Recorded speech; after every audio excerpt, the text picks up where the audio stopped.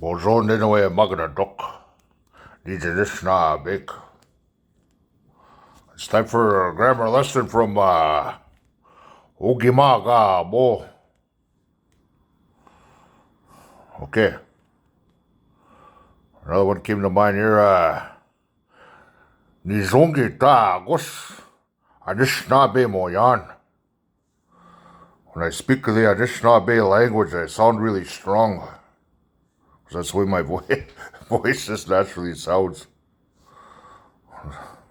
Zoongitaagoz, eh? There's a root word. He or she sounds strong, like when they speak or whatever, or when they sound or whatever. Zoongitaagoz, eh?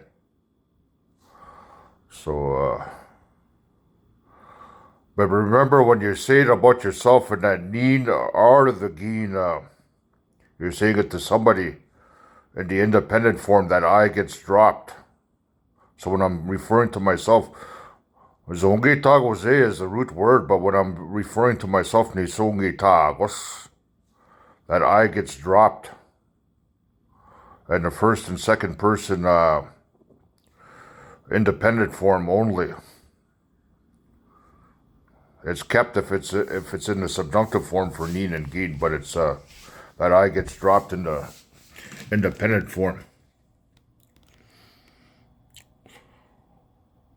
So once again, Geget Igo.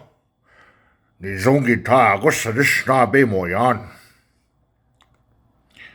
Always remember, we have to know how to make sentences in our language, never mind just words. Sentences are funner, eh? Because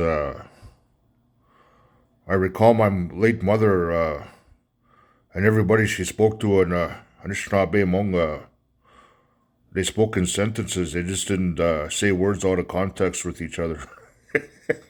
Okay, I'm sorry.